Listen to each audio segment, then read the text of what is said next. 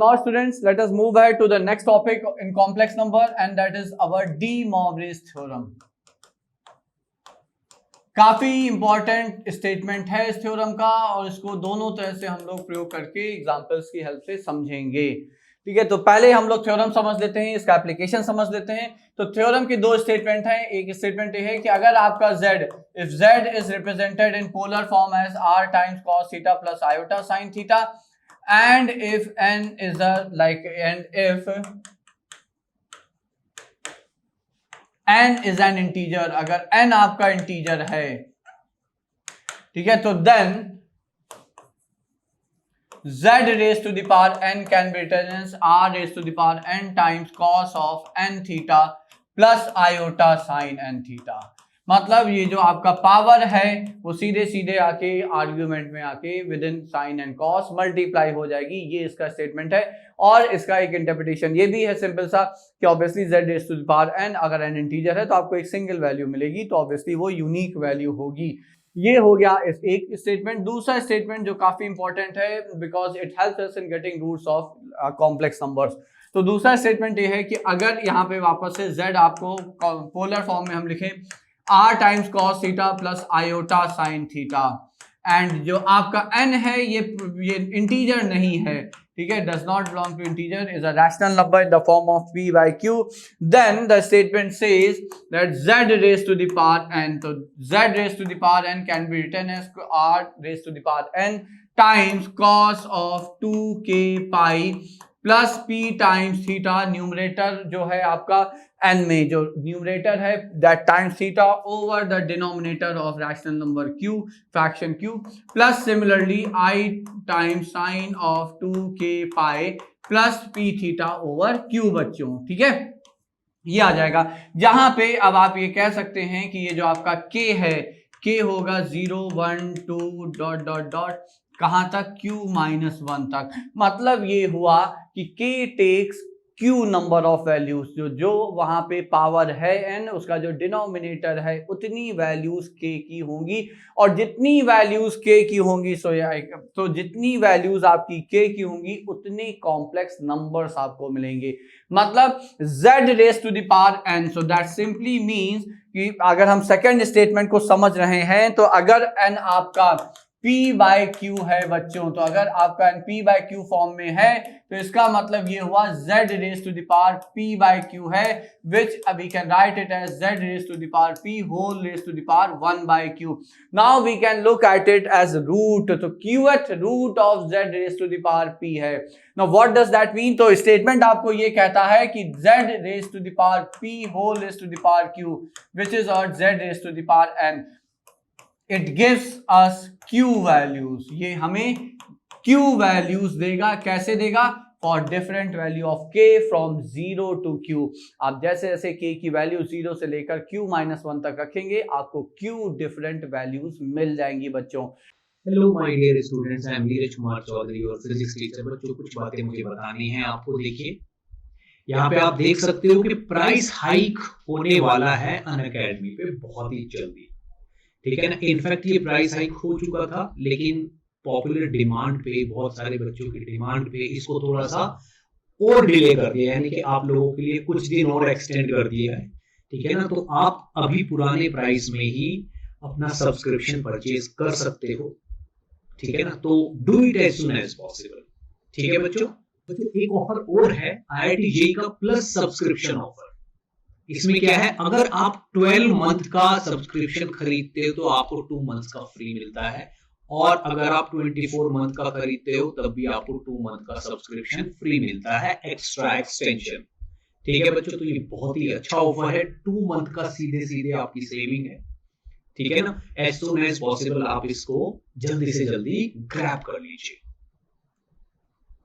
Okay, IIT JEE iconic subscription, ठीक है बच्चों। अगर आप बच्चों आइकॉनिक सब्सक्रिप्शन लेते हैं तो आपको आपके घर पे, ठीक है ना, study material free of cost मिलेगा, आपके घर पहुंच जाएगा स्टडी मटेरियल अगर आप आइकॉनिक सब्सक्रिप्शन लेते हो, ठीक है ना। जो कि 12 मंथ का, 18 मंथ और 24 मंथ का अगर आप लेते हो तब ये ऑफर आपके लिए फ्री है, समझ लीजिए। आपको अनअकैडमी के branded notes free of cost आपके घर पे मिलेंगे। ठीक, नेक्स्ट देखिए। Okay, crack Unacademy prodigy scholarship test. बच्चों 11 करोड़ तक के अवार्ड्स इसमें रखे गए हैं, जो कि 14 to 15 अगस्त को होना है, ठीक है ना। और डेली प्रैक्टिस टेस्ट भी है इसमें, जिनमें डेली एक विनर को आईपैड मिलेगा, जो कि 12 जुलाई से डेली हो रहा है।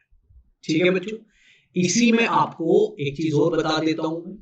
अगर आप टॉप 2 में एग्जिस्ट करते हैं, ठीक है ना, टॉप 2 में एग्जिस्ट करते हैं, तो आपकी फर्स्ट ईयर की कॉलेज फी अनअकैडमी स्पॉन्सर करेगा। ठीक है बच्चों, जो कि बहुत ही बड़ी अमाउंट होगी। ठीक है, नेक्स्ट, अगर आप 1 to 10 रैंक में आते हो, ठीक है ना, तो आपको मैकबुक मिलेगा। और अगर आप 11 to 15 रैंक में आते हो, तो आपको आईफोन 12 मिलेगा। और 15 से लेके, यानी कि 16 से लेके आप 20 की रैंक तक आते हो, तो आपको एप्पल का आईपैड मिलेगा। 21 से लेके 50 रैंक तक आपको इको, और 51 से लेके 100 रैंक तक को अमेज़न के वाउचर्स भी मिलेंगे।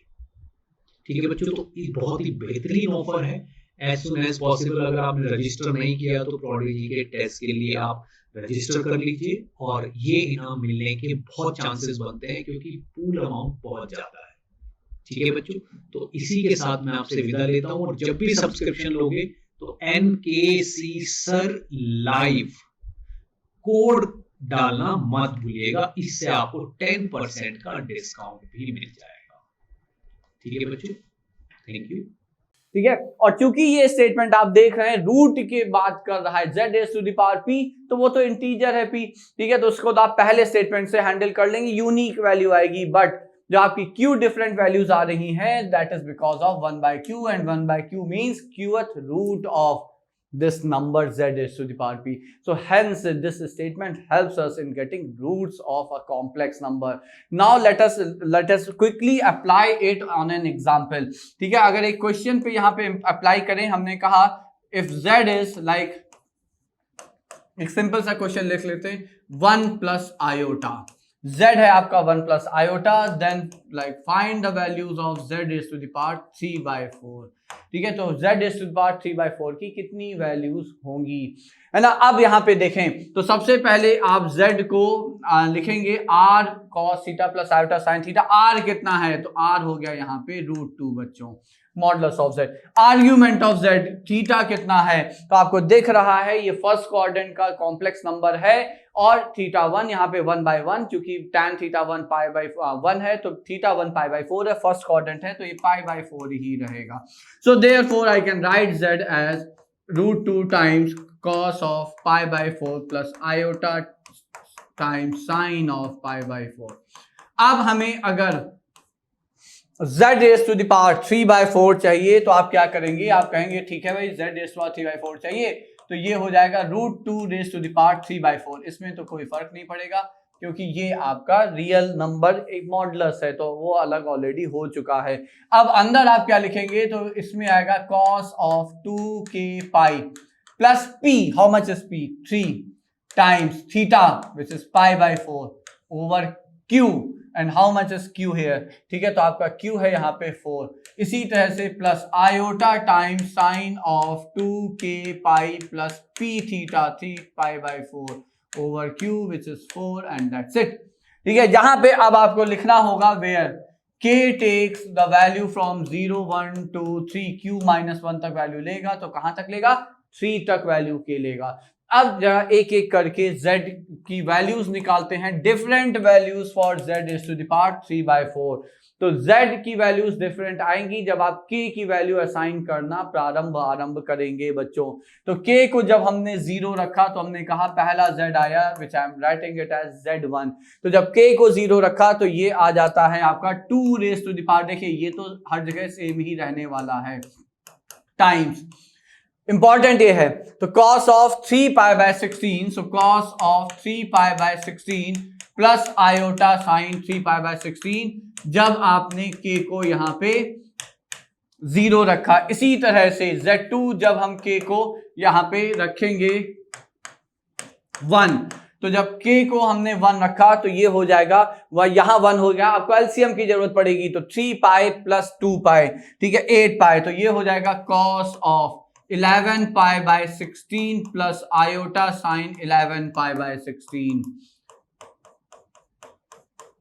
ये आ गया दूसरा। इसी तरह से Z3 आ जाएगा आपका 2 raise to the power 3/8 times, जब आप k की जगह 2 रखेंगे तो बच्चों ये 4 पाई हो जाएगा 16 और ये 19 हो जाएगा, तो cos of like 19 pi, so this is cos of 19 pi by 16 plus iota sin 19 pi by 16. Similarly you can write the next one, जब आप k की जगह 3 रखेंगे तो आपका Z4 फोर्थ रूट या फोर्थ वैल्यू आ जाएगी यहाँ पे, तो ये हो जाएगा cos of 27 pi by 16 plus iota sin 27 pi by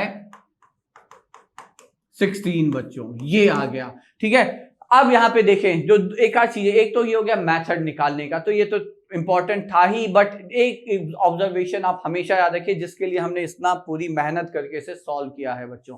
वो ऑब्जर्वेशन ये है कि जब भी मान लीजिए आपके सामने कभी एक क्वेश्चन आ गया कि given this z and find the values possible values of this, और इसके लिए 4 ऑप्शन में से आपको 4 ऑप्शन दे दिए गए ABCD, ठीक है। तो क्या हमें चारों निकालने की आवश्यकता है? Answer is definitely not. आप सिर्फ पहला ऑप्शन यहाँ पे पहला k को 0 और k को 1, ये 2 वैल्यूज निकाल लें और सिंप्लीफाई ना करें। बस ये याद रखिएगा कि न्यूमरेटर और डिनोमिनेटर में अगर कोई भी कॉमन फैक्टर है तो उसे कैंसिल ना करें with in cos and sine, कोई सिंप्लीफिकेशन नहीं, बस आप एलसीएम लीजिए और सिंपल जो आया वो रख लीजिए। इसके बाद न्यूमरेटर का जो डिफरेंस है वो कांस्टेंट रहने वाला है। 3 पाई 11 पाई, डिफरेंस कितना? 8 पाई, 11 पाई में ऐड किया, 8 पाई ऐड किया 19 पाई, फिर आपने 8 पाई ऐड किया 27 पाई। तो बस इतनी सी बात है। मान लो आपके 10 वैल्यूज आनी होती और आपके ऑप्शंस में से 10 क्या हम निकाल के चेक करते? Answer is definitely not. बस आप 2 वैल्यू निकालें, फिर आप अगली वैल्यूज आप यहां पे वैल्यू रखने की आवश्यकता नहीं है बच्चों। You can get those values simply by adding 8 pi in the numerator, subsequently आपको वो वैल्यूज मिलती चली जाएंगी, ठीक है। So this is how we can apply our De Moivre's theorem second statement, and as I said it helps us in getting roots of complex number. तो चूंकि बार बार हम रूट्स की बात कर रहे हैं तो इतना ज्यादा हम उस पर एम्फसाइज इसलिए कर रहे हैं बिकॉज एक टॉपिक पूरा आपका आता है roots of unity, so nth roots of unity rather, ठीक है। तो यहां भी लिख देते हैं nth roots of unity. Now पहले तो आप ये समझिए nth रूट ऑफ यूनिटी का मतलब ये हुआ कि roots of the equation, roots of equation z raise to the power n is equal to 1, ये बहुत इंपॉर्टेंट है, ठीक है। तो आप nth रूट्स ऑफ यूनिटी या क्यूब रूट ऑफ यूनिटी की बात करते हैं, ठीक है। तो क्यूब रूट ऑफ यूनिटी का मतलब क्या हो जाएगा? क्यूब रूट ऑफ यूनिटी का मतलब इस इक्वेशन के रूट्स, ठीक है। Now why I am like saying this is very important because if you know the roots you can factorize the equation, ठीक है। तो अगर हम यहाँ पे कहें let z1, z2, z3 dot dot dot zn, obviously n roots होंगे, n degree की इक्वेशन है इन वेरिएबल z। अब z कॉम्प्लेक्स हो या रियल हो कोई फर्क नहीं पड़ता, इट्स अ वेरिएबल हियर, ठीक है। तो n डिग्री की इक्वेशन है, n रूट्स होंगे बच्चों। So these are roots of the given equation. तो अगर ये आपके रूट्स हैं, ठीक है, तो देखिए क्या क्या चीजें हमें यहां से पता चल रही हैं। तो दिस इम्प्लाई, तो हम लिख सकते हैं z raise to the power n minus 1 is equal to z minus z1 times z minus z2 times z minus z3। Are you getting my point? तो हमने एज आई सेड अगर roots पता है तो फैक्टर्स पता है, और अगर फैक्टर्स पता है तो हम इक्वेशन को या जो एक्सप्रेशन है आपका उसको फैक्टराइज कर सकते हैं, ये लिख सकते हैं। काफी इंपॉर्टेंट है ये बच्चों, ये एक चीज हो गई, ठीक है। तो एक बात तो ये हो गया। उसी के साथ साथ आप ये भी जाने कि अगर आपके ये रूट्स हैं, ठीक है, तो z raise to the power n, मतलब ये हुआ कि अगर आप इसकी जगह कोई भी रूट रख दें तो उसकी पावर 1 ही आने वाला है। z1 raise to the power n कितना? 1, तो z2 raise to the power n कितना? तो 1, z3 raise to the power n कितना? तो वो भी 1 ही आएगा बच्चों, ठीक है। तो ये कुछ चीजें हैं जो बहुत इंपॉर्टेंट हैं before we move ahead, like how to use और मैथमेटिकल, इसका जो भी एक सिंपल सा एक स्टैंडर्ड जो चीजें हैं इंफॉर्मेशन वो तो हम बताएंगे ही बताएंगे, बट ये आप जरूर याद रखिएगा कि वंस वी नो रूट्स, तो रूट्स ऐसा नहीं कि हम कॉम्प्लेक्स नंबर में हैं तो हम बेसिक जो अलजेब्रा हम लोग रियल नंबर सिस्टम में पढ़ते आ रहे हैं अभी तक वो हम भूल जाएं वो, या वो हम अप्लाई नहीं कर सकते। अलजेब्रा तो अलजेब्रा है, it can be applied, it shall be applied everywhere, ठीक है, वो एक जैसी हर जगह अप्लाई हो जाती है बच्चों। तो ये हो गया आपका यहाँ तक की कहानी। अब आगे बढ़ें तो देखिए रूट्स ऑफ यूनिटी की बात यह है कि as I said it's roots of like z raise to the power n is equal to 1, और चूंकि यहाँ पे कॉम्प्लेक्स नंबर आपका 1 है, यूनिटी का मतलब 1 होता है, तो हम z को यहाँ पे कॉम्प्लेक्स नंबर 1 है, cos 0 plus iota sine 0 real number है बच्चों, पॉजिटिव रियल नंबर का आर्ग्यूमेंट 0, तो it's cos r times cos 0 plus iota sine 0। जब आप इस पे second statement of De Moivre's theorem apply करेंगे देन यू विल रियलाइज कि जो आपके रूट्स आने वाले हैं वो क्या आएंगे, तो आपके रूट्स, पहला रूट आपका हमेशा 1 आएगा, obviously 1 is a real number, तो 1 का कोई भी पावर 1 तो एक वैल्यू देगा ही देगा।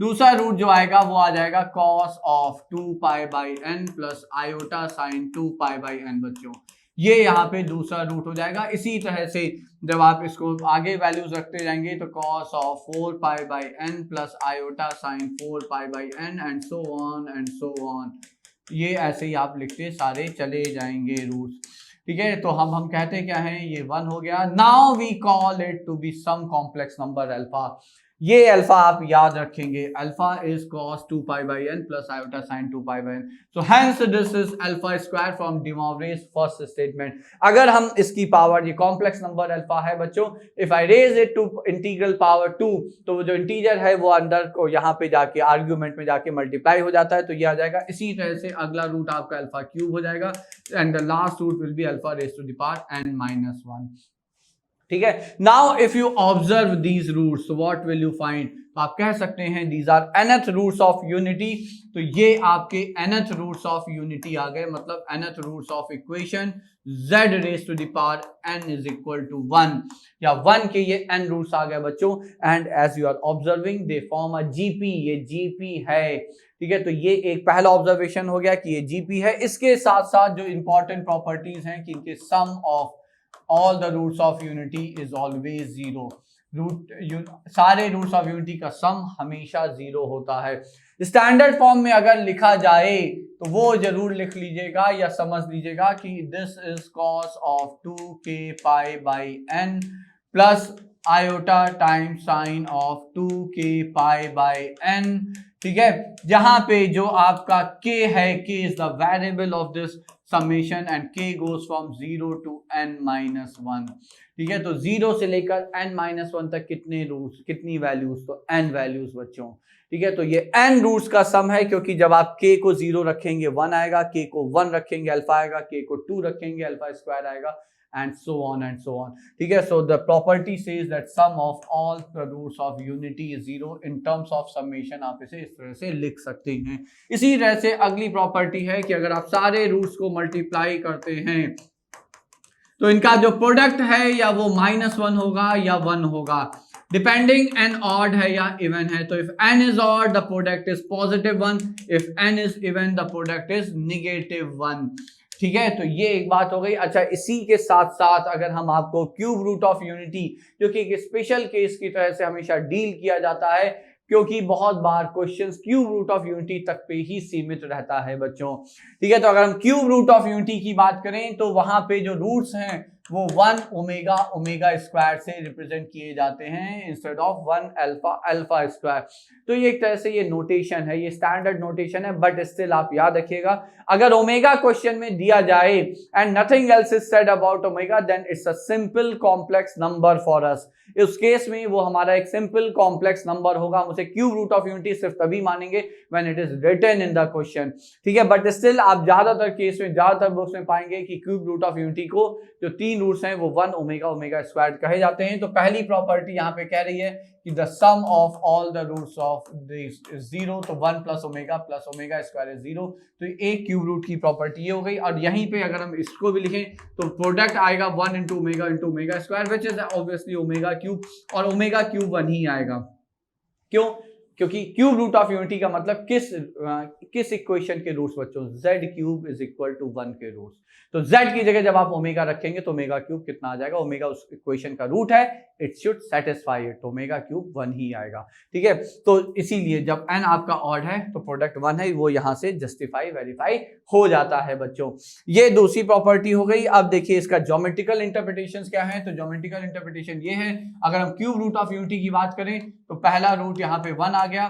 ठीक है, they are distributed on the complex plane at equal distance, तो ये एक आपका एक तरह से रेगुलर पॉलिनोमियल बनाते हैं। मतलब अगर क्यूब रूट ऑफ यूनिटी को आप मार्क करेंगे आर्गन प्लेन पे बच्चों, ठीक है, तो वो यहाँ पे आपका इक्विलैटरल ट्रायंगल बनाएगा। तो this is an equilateral triangle. ठीक है, इसी तरह से फोर्थ रूट ऑफ यूनिटी को अगर मार्क करेंगे तो वो स्क्वायर बनाएगा। तो मतलब nth रूट ऑफ यूनिटी को अगर n पॉइंट्स, क्योंकि n रूट्स हैं, n पॉइंट्स आएंगे आर्गन प्लेन पे, it will give us n sided regular polygon whose all sides are equal and with subtend equal angle at the center which happens to be the origin of the polygon। ठीक है, तो ये सारी properties हो गई। तो एक ये प्रॉपर्टी भी इंपॉर्टेंट है। अच्छा, इसी के साथ साथ देखिए ये हम लोगों ने ऑलरेडी डिस्कस किया था, क्योंकि यूनिटी के रूट्स हैं तो मॉडुलस हमेशा 1 है बच्चों। ठीक है, तो मॉडुलस 1 है, इसका मतलब क्या हुआ, देखिए उसका मतलब एक चीज ये भी समझे, जैसे ओमेगा क्यूब है तो 1 आया, तो can't I write it as omega into omega square which is 1, so that means that omega square can be written as 1 by omega and vice versa। तो similarly अगर हम in general nth roots of unity की बात कर रहे हैं तो alpha raise to the power n1 है बच्चों। अब अगर हम देखिए इसको लिखें alpha square into alpha raise to the power n minus 2, तो ये भी आपका 1 है। इसका मतलब ये जो दो रूट्स हैं ये आपस में एक दूसरे के रेसिप्रोकल भी हैं। मतलब ये हुआ, ये बार बार हम 1 लिख रहे हैं, इट्स 2 हियर। ठीक है, तो मतलब ये हुआ बच्चों कि जो देखिए हो क्या रहा है, फिर से हम आगे बढ़ते हैं, आर्गन प्लेन पे समझते हैं इसे। आर्गन प्लेन पे हो क्या रहा है कि पहला रूट तो 1 है, ये तो हो गया रियल नंबर। अब जो पहला कॉम्प्लेक्स रूट आया वो आया अल्फा। चूंकि आपको ये सारे रूट्स यूनिटी मैग्नीट्यूड के हैं, यूनिमॉडुलर है, इसका मतलब सारे के सारे सर्किल पे आएंगे, यूनिट रेडियस के एक सर्किल पे आएंगे। तो अगर हम एक सर्किल बना देते हैं, ठीक है, तो ये सारे के सारे रूट्स जो हैं वो आपके एक सर्किल पे आ रहे हैं बच्चों। ठीक है, तो हमने एक सर्किल मार्क कर दिया एंड आई से ऑल द रूट्स, तो अल्फा यहाँ आ गया, तो मान लीजिए अल्फा स्क्वायर यहाँ आ गया, तो अल्फा क्यूब यहाँ आ गया and so on and so on. ठीक है, अब क्योंकि इक्वल डिस्टेंस पे डिस्ट्रीब्यूटेड हैं तो जितनी ऊपर ये अल्फा है उतना ही नीचे ये यहाँ पे उसका last root alpha raise to the power n minus 1 आएगा, क्योंकि उसके बाद alpha raise to the power n अगला रूट अगर हम लिखते भी तो वो 1 है, हमें पता है। ठीक है, तो alpha raise to the power n minus के 1 के बाद अल्फा रेज टू क्या आएगा बच्चों, n, और वो हमें पता है कि 1 है। ठीक है, तो आप वापस से यहाँ पे 1 पे पहुंच गए। तो लास्ट कॉम्प्लेक्स रूट और फर्स्ट कॉम्प्लेक्स रूट जो है एक दूसरे की मिरर इमेज है।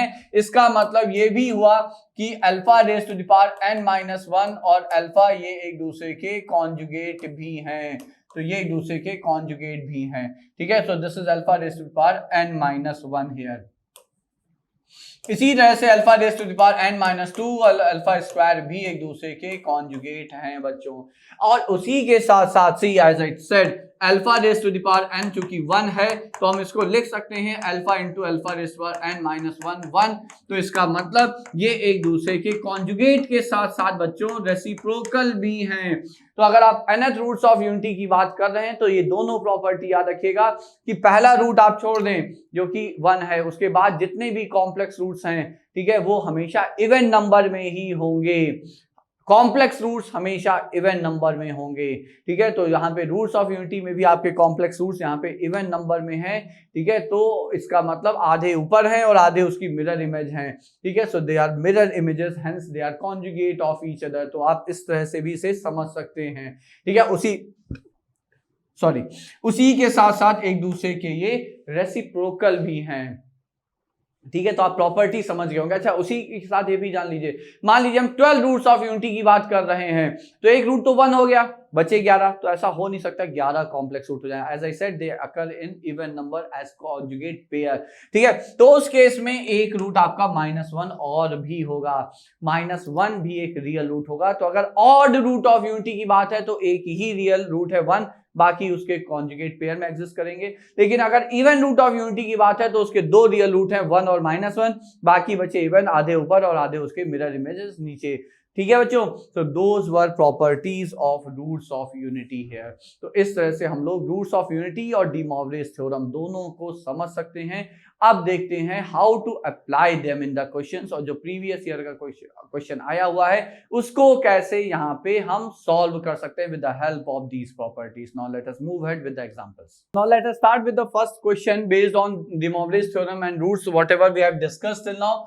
तो देखिए पहला क्वेश्चन है let z not be the root of this equation, जो इक्वेशन आपकी x² + x + 1 and if 3 + 6 times iota times z naught raised to the power 81 minus 3 iota times z naught raised to the power 93, this is given to be as z, we have to find argument of z, हमें यहाँ z का argument चाहिए। अब देखिए जैसे ही आपको ये equation दिखे आपको तुरंत कुछ ना कुछ याद आना चाहिए। तो उसके लिए पहले आपको हम बता देते हैं कि अगर cube root of unity as I said is the root और the roots of this equation, now if you factorise it, अगर आप इसको a³ - b³ की आइडेंटिटी से फैक्टराइज करेंगे बच्चों तो आपके सामने ये दो फैक्टर आएंगे।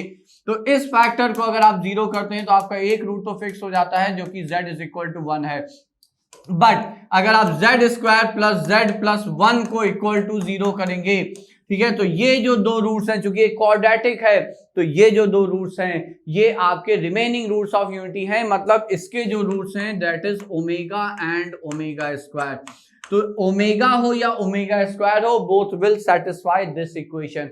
तो इसका मतलब ये है कि हम यहां से कह सकते हैं let z not be omega, and the moment I assume that, जैसे ही हमने यहाँ पे ये चीज मानी, हमें पता है omega satisfy this equation, which equation z³ - 1 = 0, और हमें पता है अगर omega cube root of unity है तो ओमेगा क्यूब 1 है।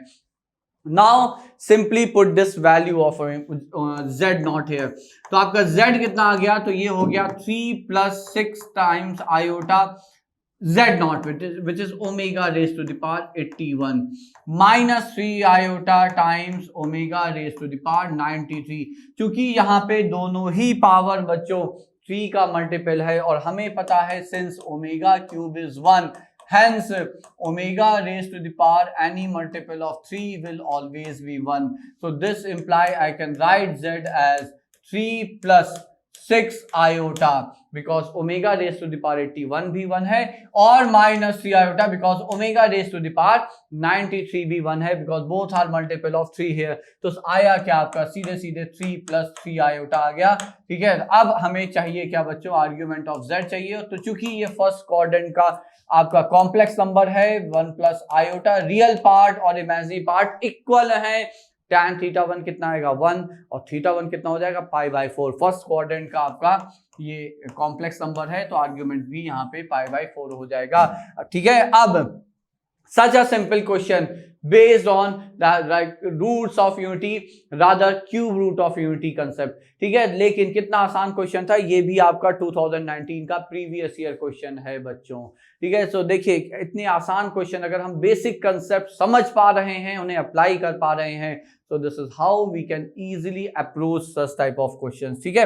अब आगे बढ़ते हैं और ये आपका अगला क्वेश्चन है, यहाँ पे आपको दिया हुआ है z1 z2 z3 till z10 are the roots of z raised to the power 11 - 1 rather are complex roots of your z³ z raised to the power 11 - 1 = 0।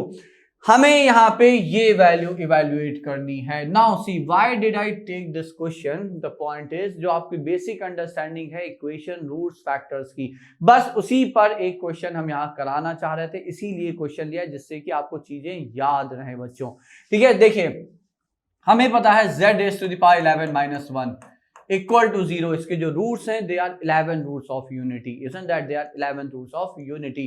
तो अब हम इसको लिख सकते हैं, तो एक रूट तो 1 होगा ही होगा, तो इसीलिए यहाँ पे 10 रूट दिए गए हैं, और बाकी हमने कहा भी है यहाँ पे क्वेश्चन में कि the roots are complex, that means 1 root यहाँ पे कोई भी और इंक्लूडेड नहीं है। तो this is how we can write this, isn't that. Now tell me, isn't this statement an identity statement? बच्चों, ये आइडेंटिटी स्टेटमेंट है या नहीं है? मतलब आइडेंटिटी स्टेटमेंट का मतलब the statement which is true for every possible value of the variable. अब हम z की वैल्यू यहाँ पे कुछ भी मर्जी आ जाए हम यहाँ सब्स्टिट्यूट कर सकते हैं, हाँ या ना? समझ रहे ना आप लोग? ठीक है, तो z अब चूंकि आइडेंटिटी स्टेटमेंट है तो देखिए हमें चाहिए क्या, तो आप कंपेयर करिए यहाँ पे इन जो ब्रैकेट में जो फैक्टर्स हैं या टर्म्स हैं उनको, तो इससे मतलब यहाँ पे जो क्वेश्चन है वो हमें वैसे भी हिंट दे रहा है कि let z is equal to 4 here. अगर हम z की वैल्यू 4 रख दें तो ये हो जाएगा 4 raised to the power 11 minus 1 left side पे, 4 minus 1 which is 3 and into then rest of the terms 4 minus z1 and then 4 minus z2 and so on 4 minus z10।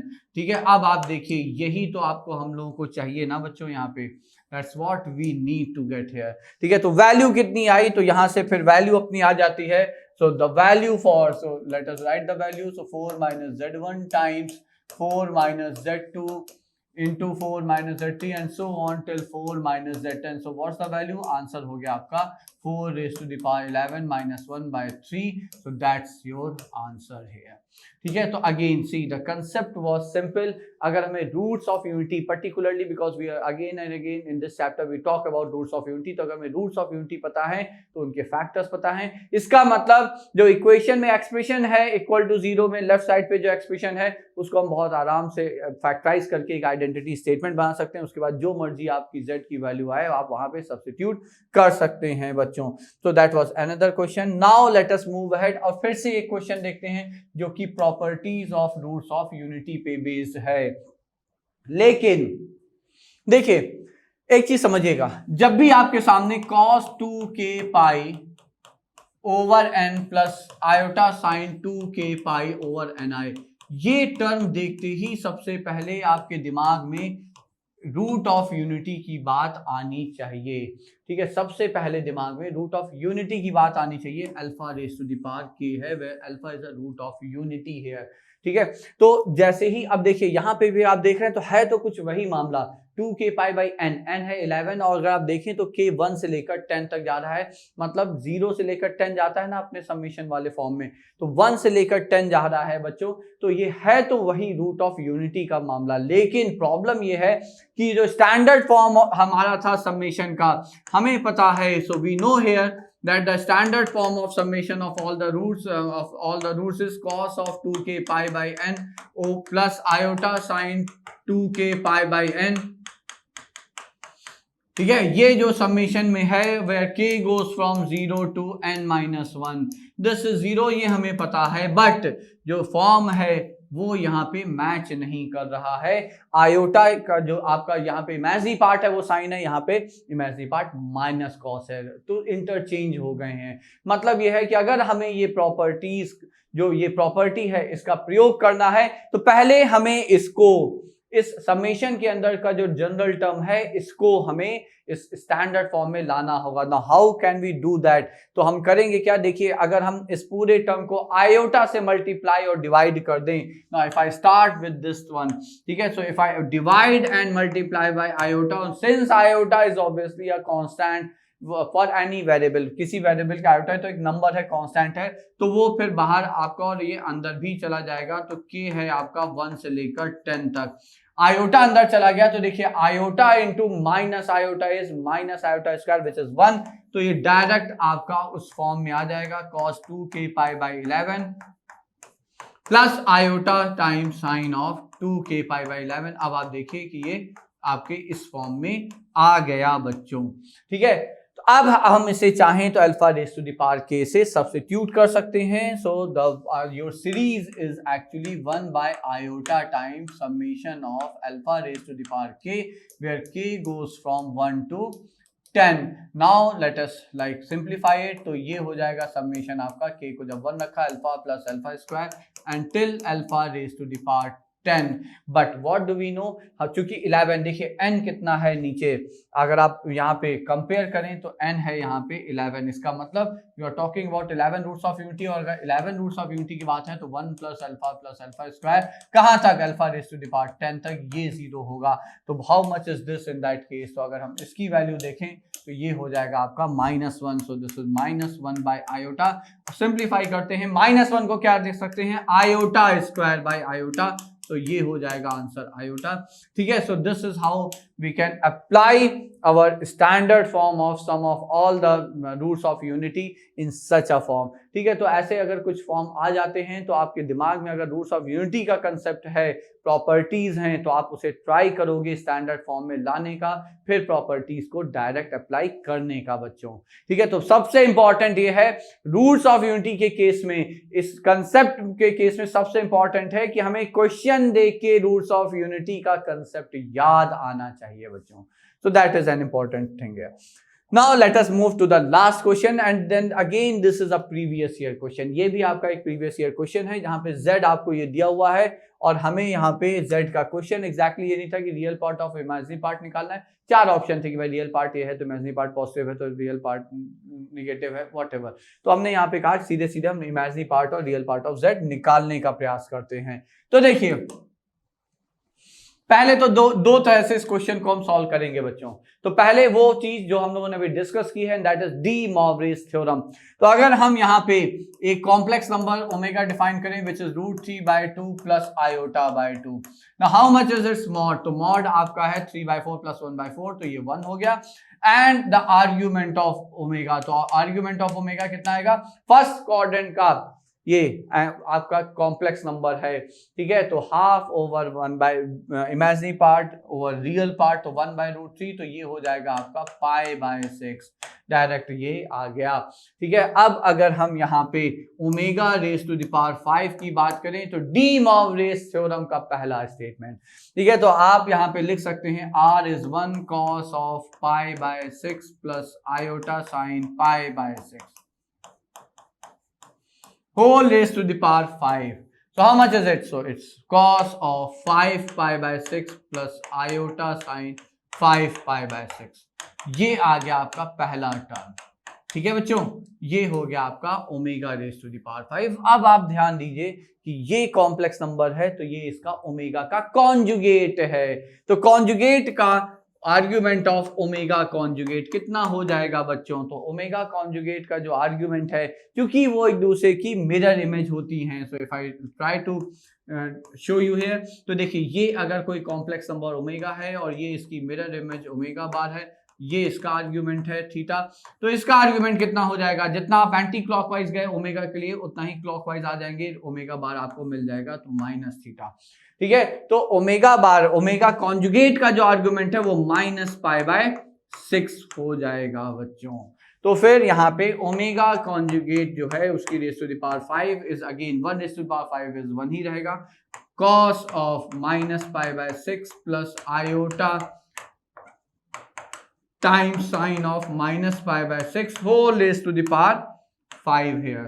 ठीक है, तो अब आगे बढ़ते हैं, तो देखिए आया क्या आपका, अब हम यहाँ पे z लिखते हैं, तो z कितना हो गया, cos ऑफ 5 π/6